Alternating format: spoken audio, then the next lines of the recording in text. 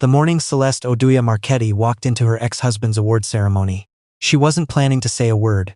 She had ironed her blazer twice. Not because it needed it, but because her hands needed something to do. Black wool, tailored at the shoulders, the kind of jacket that doesn't ask for attention. She had learned, over 41 years of living, that the things built to last rarely do. The venue was the Fairmont in downtown Toronto. The kind of room where the chandeliers alone cost more than most people's first car, where the carpet muffled everything including your doubts.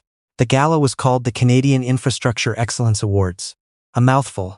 The kind of name that sounded important because it had to. She handed her coat to the attendant at the door and straightened the small diamond pin on her lapel, a gift she had bought herself the year her first firm turned profitable. Not a reward, a reminder. Her phone buzzed, a message from her assistant, Tariq, Table 7, Northside. I've confirmed with Harrington's people, you're the last to arrive. She typed back, good. The room was already full. She could hear it before she could see it. The low, warm hum of industry people doing what industry people do, which is talk about money while pretending to talk about everything else. She wove through clusters of dark suits and carefully chosen dresses, past a bar doing brisk business in scotch, past a table of developers she recognized from a land use hearing she had testified at 3 years ago, and then she saw him. Cormac Finneran, her ex-husband, standing near the stage entrance, one hand on his lapel, the other wrapped around a glass of sparkling water like it was a prop. He was wearing a new suit. Navy. Expensive. The kind that said, I've arrived to everyone who didn't know him and I need you to believe I've arrived to everyone who did. He hadn't seen her yet. Celeste had not been in the same room as Cormac in 14 months. Their divorce had been finalized quietly, without spectacle, which had surprised everyone who knew them and surprised no one who actually understood their marriage. They had been together for 7 years. He had spent the last 4 of those years slowly, carefully, in the particular way that only people who are good at seeming reasonable can manage, making her feel like a woman who had peaked too early and was too proud to admit it. She turned toward Table 7 without changing her pace. He saw her before she sat down. She knew because the laugh he was in the middle of stopped. Not dramatically. Just stopped. The way a clock does when the battery dies mid-tick. She sat.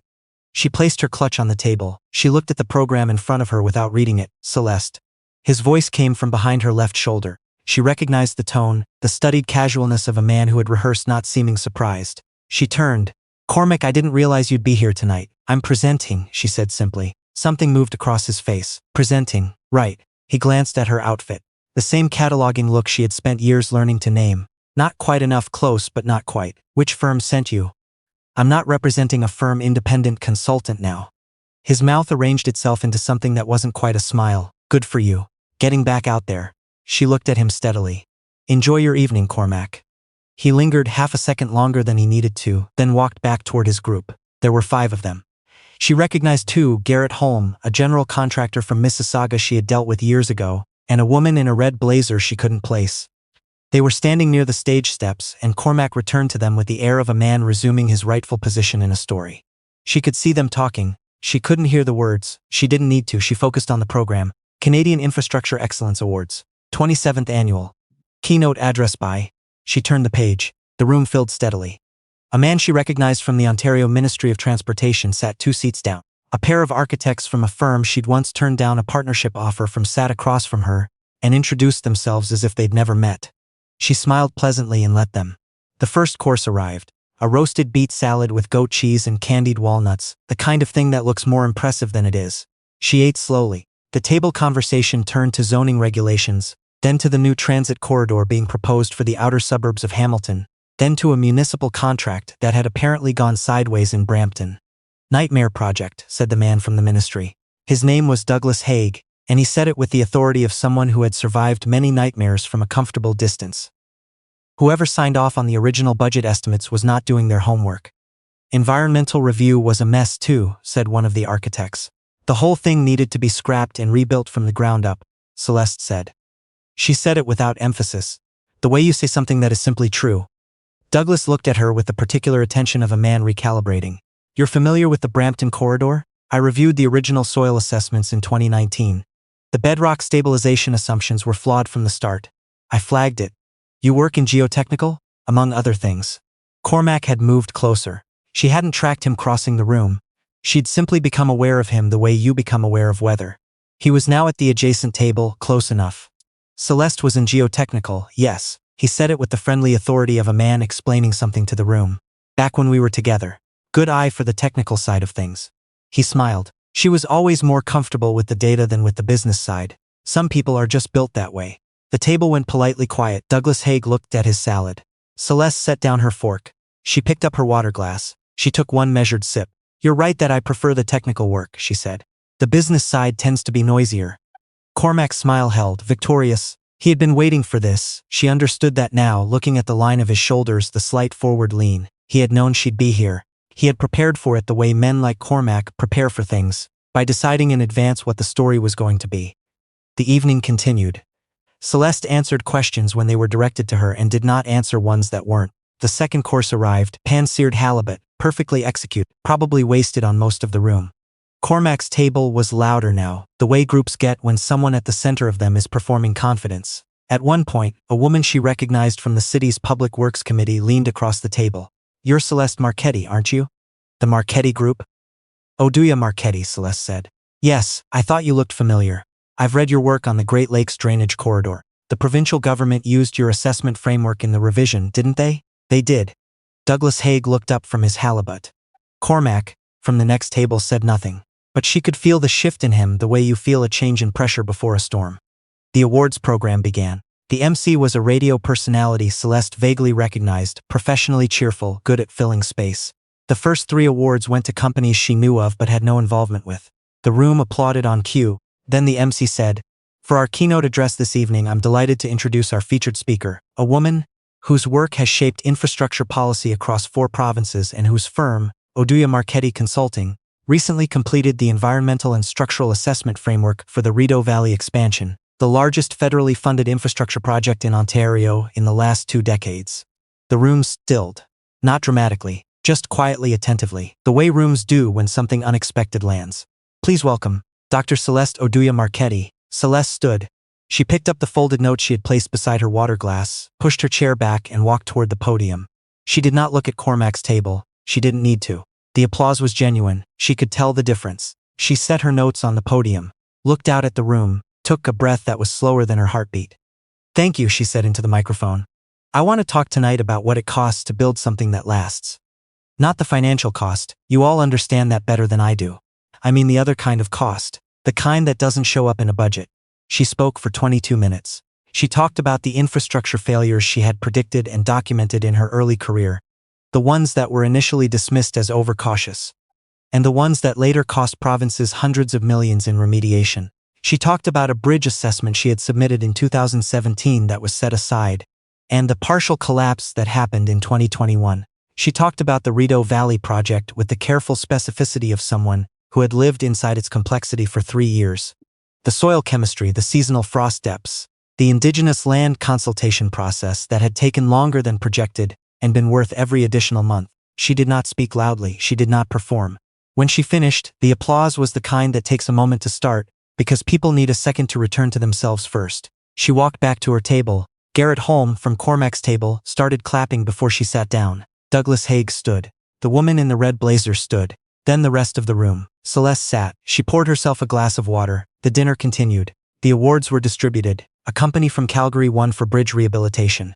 A firm from Halifax won for coastal engineering. When the Innovation in Public Infrastructure Award was announced, the MC read the citation aloud. For the development of an adaptive assessment methodology that has since been adopted as a national standard.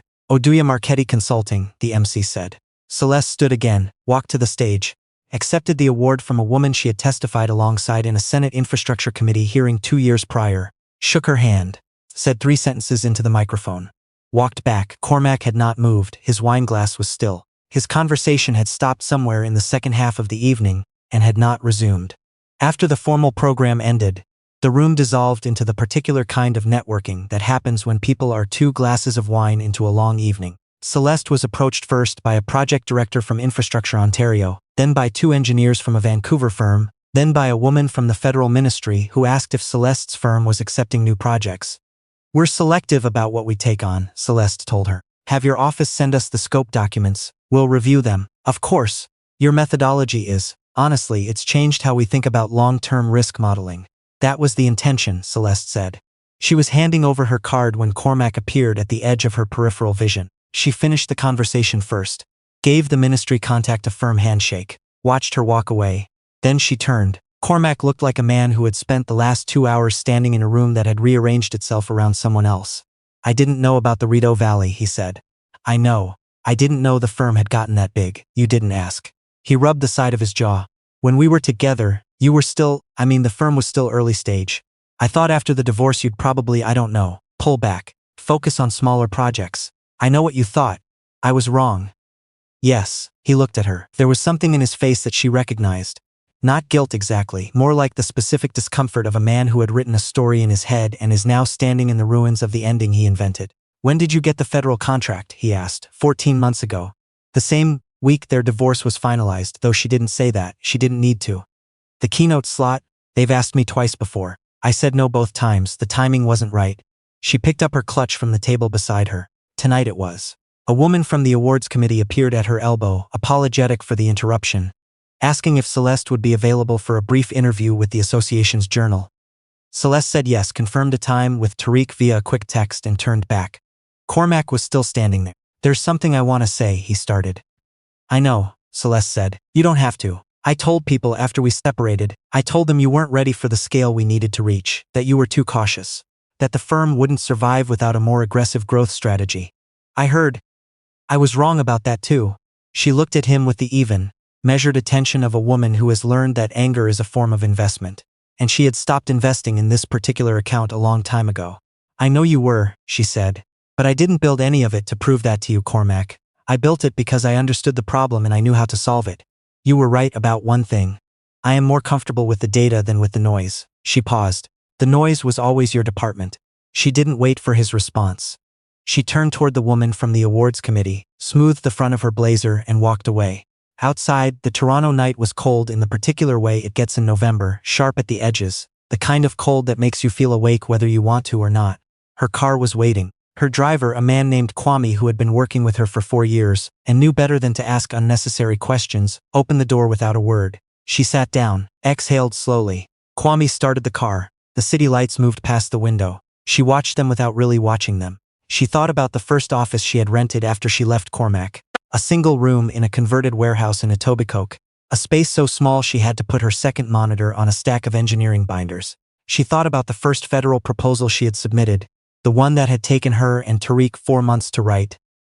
The one that had been deferred the first time and resubmitted and deferred again. She thought about the morning it was approved, how she had sat in her car in the parking lot of a Tim Hortons in Scarborough, and not cried, exactly, but let something release from a place in her chest, where she had been holding it for a long time. She thought about Cormac's face when the MC said her name. She had not built the firm for that moment. She knew that. She had built it because the work mattered and because she was good at it, and because solving hard problems carefully, over time, without shortcuts, was the thing she understood most deeply about herself. But she would not pretend the moment hadn't meant something. Kwame turned onto the gardener. The city spread out in both directions, lit up and enormous and indifferent, the way cities always are. Good evening, he asked, the way he sometimes did, not intrusively, just leaving the door open. Celeste looked at the skyline, at the cranes and the towers and the lit-up scaffolding of things still being built. Yes, she said. A good evening. Some people spend their careers trying to prove they belong in the room. Celeste Oduya Marchetti had spent hers making sure the room was built to last.